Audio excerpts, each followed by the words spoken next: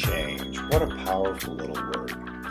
I've spent the past 20 years of my life thinking about change every single day.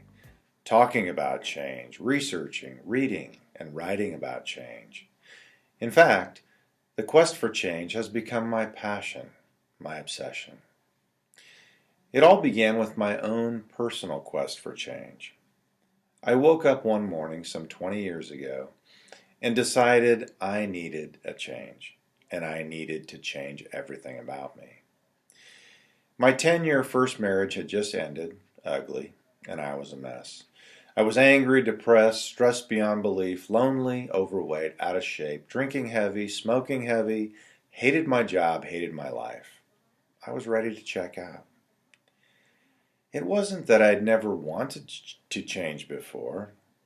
I had tried to change all of those things many times, with little success, obviously. A good friend of mine, probably the only one I had left, suggested some counseling might help. And I wanted to just kick him in the head. Are you kidding me? I tried that before. It sucked. My experiences in a counselor's office had been miserable.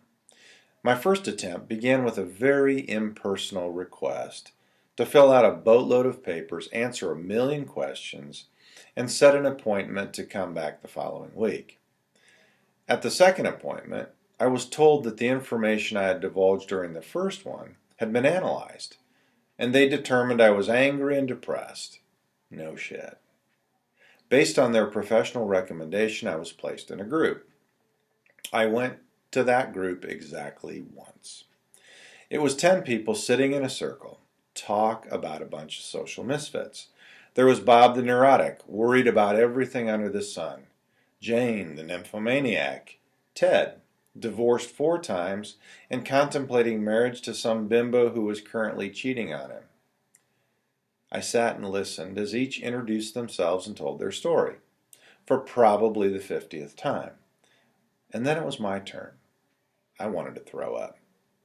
Not because I was nervous, but because it felt nauseating to talk about my life in a room full of wackos. It made my skin crawl. When I was done, members of the group commented on my life narrative, and one of them had the audacity to suggest that I was in denial.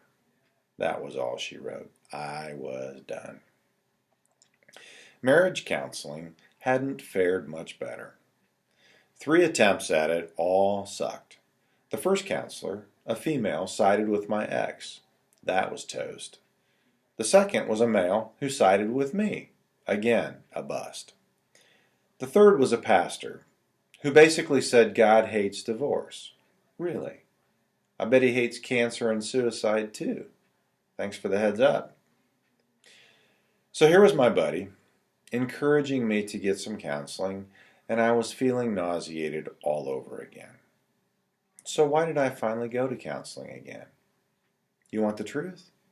To get my buddy off my back and, I hate to admit it, to take my anger out on somebody else. My thinking at that point was just twisted enough that I reasoned I could get some sick satisfaction out of making some flunky therapist's life miserable for a minute. I could demonstrate the ridiculous waste of time that counseling was and get my buddy off my back all at the same time. I was going to be this therapist's worst nightmare. But that all backfired on me, big time. My idea to make a poor therapist feel my pain turned out to be a game changer that created in me a quest for change that has brought me to unbelievable places in my life. And along the way I've learned a thing or two about change, the chief of which is this: change is incredibly hard and incredibly elusive, but with the right strategy, anybody can do it. Change is time-consuming and energy-consuming. To truly make changes occur in our lives, we have to know a lot. It is not enough to simply want it bad enough. Real change requires an intricate process of strategies and techniques that all have to be performed in a certain precise sequence in order to make it happen. The more I learned about the process myself, the more it became apparent to me why most people don't change. It's just simply too hard, too complicated, and too poorly understood. That is, until now. Almost from the very beginning of learning about change myself, I began looking for shortcuts, ways to streamline the process. Many things that I learned along the way about change were simply false. Others were a waste of time, and some even made change less likely. Many people, hopeful for change, were being led down some dead-end roads. Others were being inundated with strategies that could work if we were willing to take 10 years to complete the process. What I began to understand is that there is this immutable law of human nature at work when it comes to change. The harder the steps are, the less likely one is to actually do them. So here's the conundrum. Change is hard because there are a lot of tedious, intricate steps that are absolutely necessary to make it happen, that most people are not aware of. But the more tedious and intricate the steps are, the less likely someone is to actually do them. This creates quite a quandary. So my quest became clear.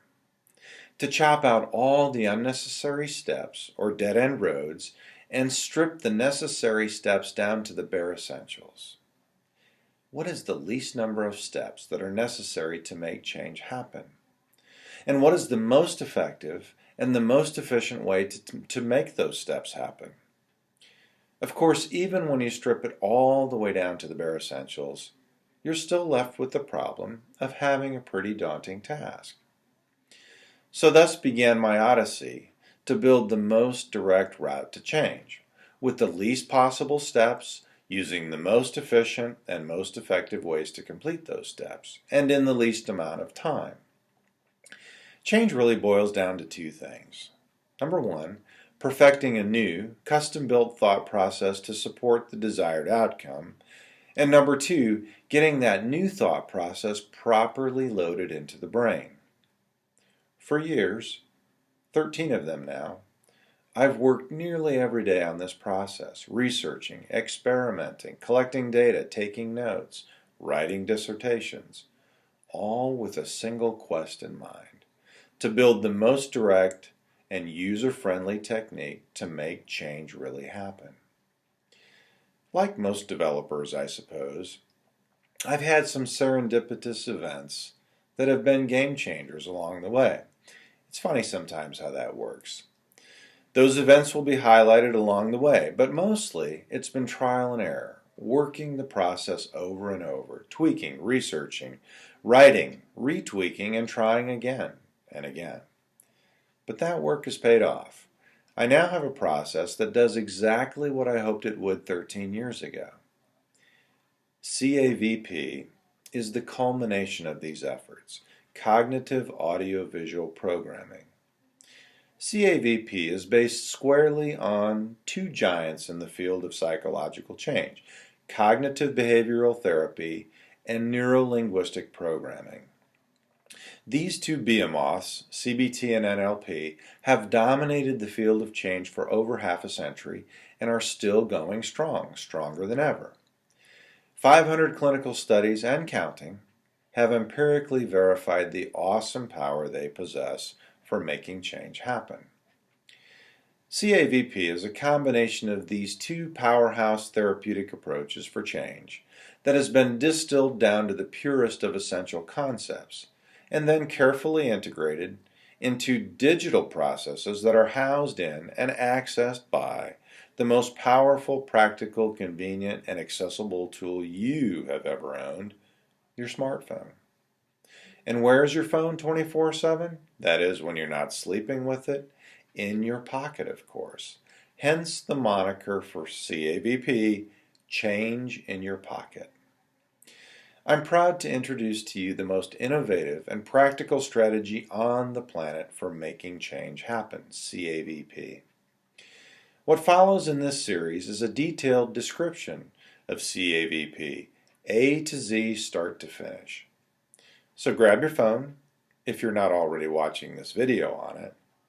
Sit back and get ready for the ride of your life on the royal road to change. And hang on tight. The ride might get bumpy. See you on the awesome side.